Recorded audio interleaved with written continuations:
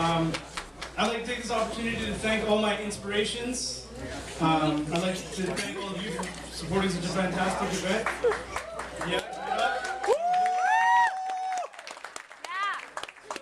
especially, I'd like to applaud my boy Mazen.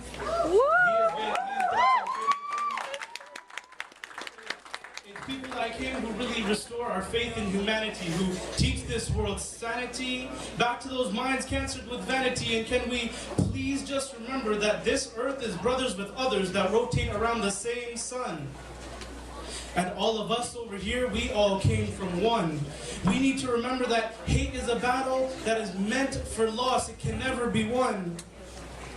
To shut off the noise that tries to tell us that hope is done, we are all those who don't need fear. We need a positive word, because love is felt and hate is seen, smelled, and heard. So I put my hands in the air and hope that all of my brothers and sisters can feel me. I am of you and you are of me. Yes, I want you to heal me. Why is there all this hate? Muslims are scared to adorn their humble and cultural clothing because we have silenced ourselves from this whole thing. Bin Laden has been laid in his place of eternal rest.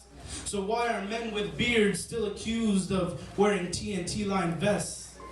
I was put on this earth by Allah, yes, the same Allah that made all of you. So I want us to be proud of what's on the outside, but know that it's meant to be seen through. We were given our culture so that we all know what each other has been through.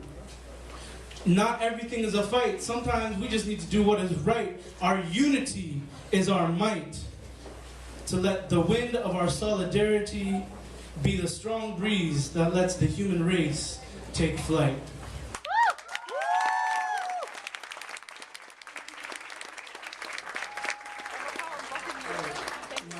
Will probably object to this, but I'm going to try to squeeze in 2 more pieces.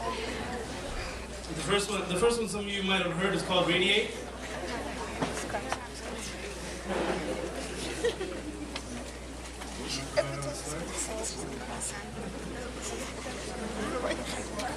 For a world filled with sorrow, I radiate sorrow.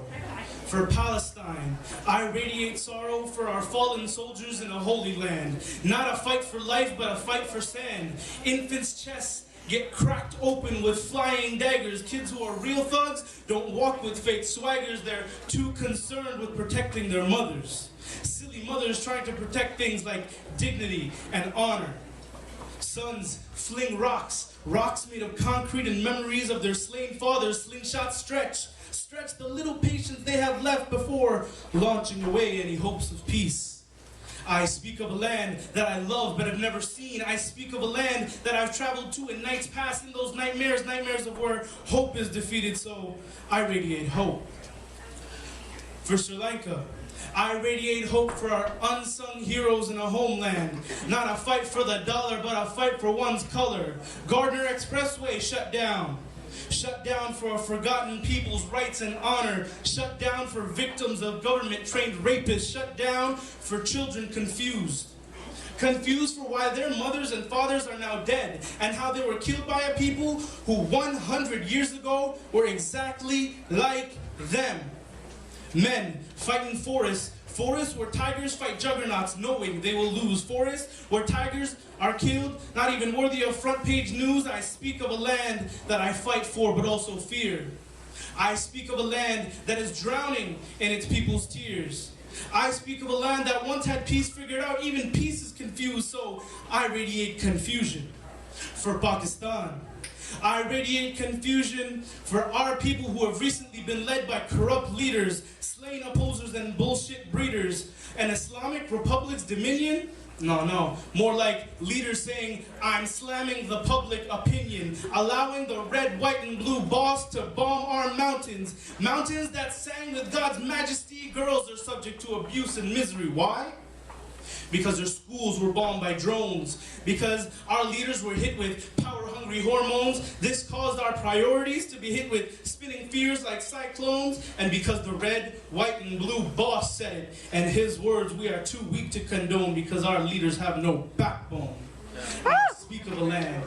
I speak of a land where I have no need to go back. I speak of a land where no one is free from an attack on our rights and on our honor, an attack on our sons and on our daughters, an attack on our todays and our tomorrows. I speak of a land where dignity is borrowed, and so I am forced to scream for a world that is filled with sorrow.